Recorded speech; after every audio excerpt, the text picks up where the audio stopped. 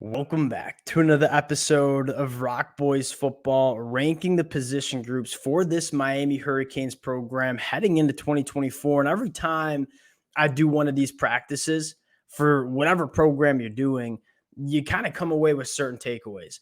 I look at my two takeaways for this Miami Hurricanes roster and say, one, there are not a lot of holes on this depth chart heading into 2024. When you start stacking these position groups and say, and we feel good about a lot of these different position groups heading into the 2024 year. But I think what's even more fascinating about this roster is you have some legit elite position groups heading into the 2024 year. And kind of a small spoiler alert, I have the linebacker room 5 out of 7 in terms of position groups. I look at the linebacker room and say Francisco Mauigoa, not only one of the best linebackers in the ACC, one of the best linebackers in the country, coming in 5th out of 7 position groups. And what does that tell me? It tells me that some of the position groups that are above this linebacker room are truly some of the better position groups that you'll see across the country.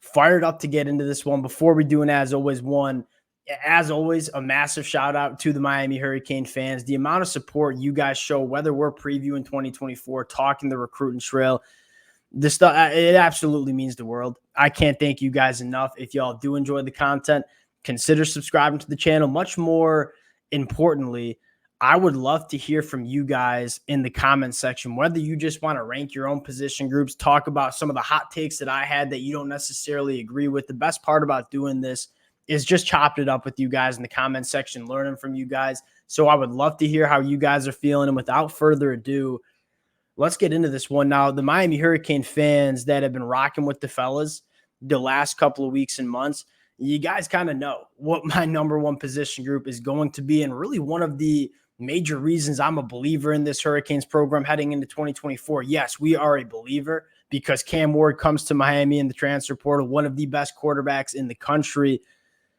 This defensive line, particularly in the pass rush, is going to be one of the best units in the country. You start kind of going down the list. Ruben Bain was one of the best pure pass rushers that we saw in the country as a true freshman. The numbers back it up. In 26 quarterback hurries, a 17% pass rush win rate. What excites the Miami Hurricane fans the most is this kid's only going to get better going into year 2 of his college football career. You are looking at one of the best defensive linemen that we see across the country heading into 2024. Then you start diving through the list. Simeon Barrow Jr. coming in through the transfer portal, 14 or 17 quarterback hurries, a 14% pass rush win rate. You look at Tyler Barron coming over from Tennessee, 31 quarterback hurries, a 16% pass rush win rate, has been one of the best pure pass rushers in the SEC the last 2 years. You look at Elijah Alston, a 20% pass rush win rate, 22 quarterback hurries at Marshall last year. I would even start sprinkling in guys like Akeem Mesidor, who was really good for Miami in 2022 and obviously got banged up in 2023. This Miami Hurricanes defensive line, at least in my eyes, multiple guys that will be playing on Sundays over the next couple of months, right? Tyler Barron, Elijah Alston, Simeon Barrow Jr. Ruben Bain's obviously got to wait a couple more years till he can go to the NFL. So you have that top-end NFL talent, but you're also extremely deep.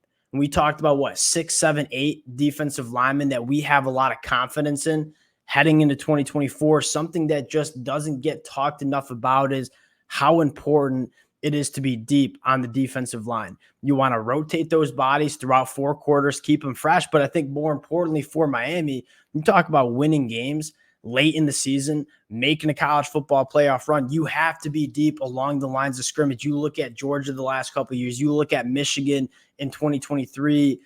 One of the things that nobody talks about, but it certainly was true for both of those defensive lines, they were extremely deep. Yes, they had the NFL talent that kind of headlined the conversation. When you started talking about rotating guys, they had so many good football players on that defensive line. I look at Miami and say, yes, you have the NFL talent, but you're also extremely deep on the defensive line. That's what sets it apart. That's what makes me think this is one of the best units that we see in the country. Going to number 2, it's the quarterback room. And again, you talk about the 2 main reasons we're believing in this Miami Hurricanes team. 1, an elite pass rush. Number 2, elite quarterback play. You look at what has hamstrung Miami over the last seemingly decade.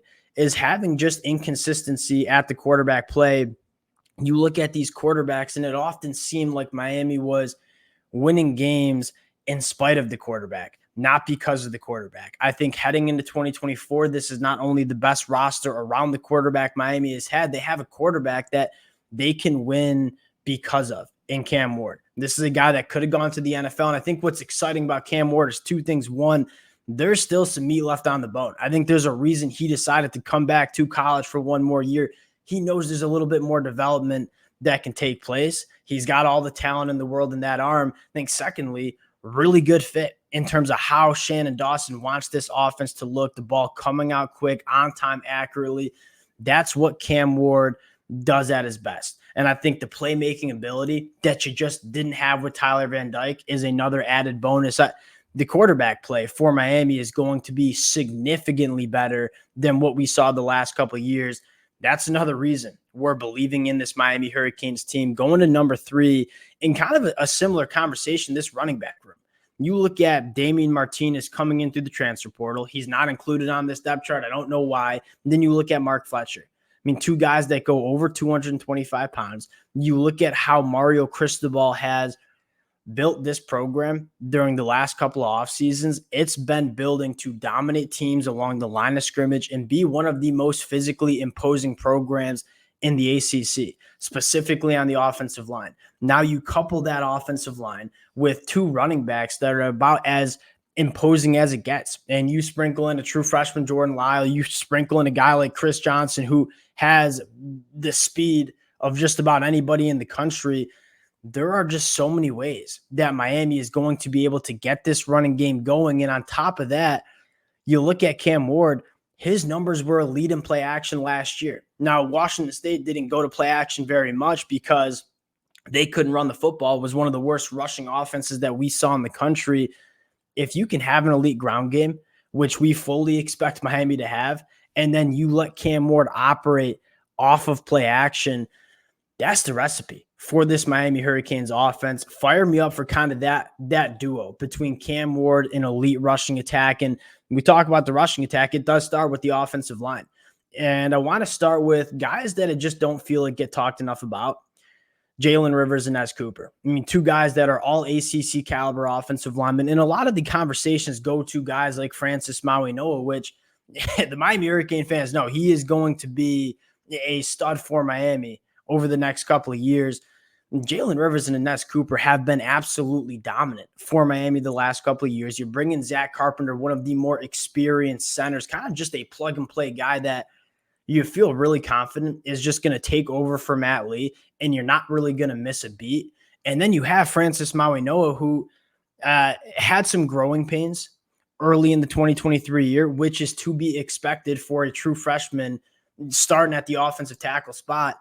You take a look at the last 7 games, he only gave up 5 quarterback hurries. He was playing his best football at the end of 2023.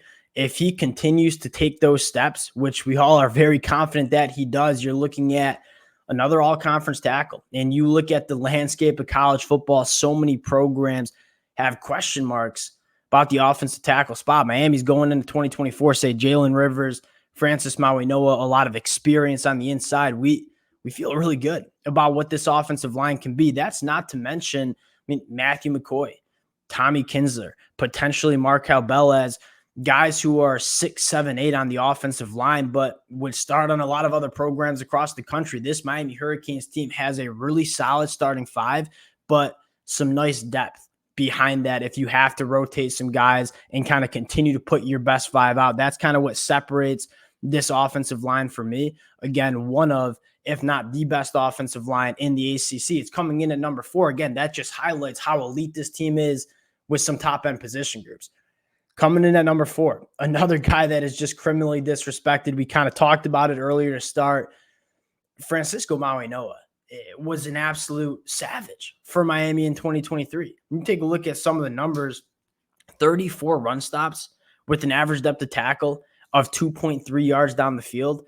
And what does that tell you about Francisco Mauigoa? 1, he knows how to find the football. Number 2, he's playing downhill. He's not one of those linebackers that's collecting all of his tackles 5 to 7 yards down the field. This is a heavy linebacker that wants to work downhill, be a force in the run game. And then on top of that, doesn't miss any tackles, 11% missed tackle rate, 15 quarterback hurries, one of the best pass rushing linebackers that you see in the country. I look at Francisco Mauigoa and say, how many linebackers are we taking over Francisco, not only in the ACC, but in the country? And then you start sprinkling in Wesley Bissain, who I thought played some really good football. Year 2 of his college football career in 2023, probably takes a step going into year 3. You look at a true freshman like Bobby Pruitt. We all saw the spring game. We have confidence that he can play a high-level linebacker as a true freshman. You're bringing a veteran in Jaden Alderman. It's a deep linebacker room headlined by one of the best linebackers in the country. Again, coming in at number 5, it's kind of wild that's how we're talking about this linebacker room. But again, I think it highlights how good this unit is across a lot of different position groups. Going into number 6, let's talk about the wide receiver room. And I think, again, what I love about the pass catcher room for Miami is it just a lot of different kind of guys that can excel doing a lot of different things, right? Xavier Restrepo and Cam Ward, I've been very vocal, is going to be probably one of the best wide receiver quarterback batteries that we see in the country. You look at Cam Ward, where did he excel getting the football to at Washington State? It was those slot wide receivers. I look at Xavier Restrepo and say, I feel pretty confident that he's going to go for 1,200 plus yards in the 2024 year. Then you have a guy in Jacoby George, who at times isn't as consistent as you would like, but from a potential standpoint has all the juice in the world. You're bringing Sam Brown from Houston, who's a guy that can stretch the field vertically. Him and Isaiah Horton are going to be really important wide receivers for this Hurricanes offense, where you want to have that presence working vertically down the field to open up some opportunities, not only for the run game, but guys like Xavier Restrepo to work in those short intermediate route concepts. I look at this wide receiver room and say it's really, really balanced. And then you mentioned guys like Ray Joseph or true freshman JoJo Trader and Nye Carr. It's deep. It has a lot of pass catchers that can do a lot of different things. The one thing that kind of held this position group back for me is the tight end play, which we've said a lot can be a very good unit for Miami. There is talent in this unit, right? Riley Williams going into year 2, Elijah Arroyo, if he can kind of stay healthy, true freshman Elijah Lofton. The talent is there in that tight end room. You just got to see it manufacture on the football field in 2024. Last position group, and I think a lot of Miami Hurricane fans would probably agree with this, is the secondary. And again, I think what entices me about the secondary is you have some guys that have some talent and a lot of potential, right? Damari Brown, Jadias Richard, a guy coming over from Vanderbilt last year.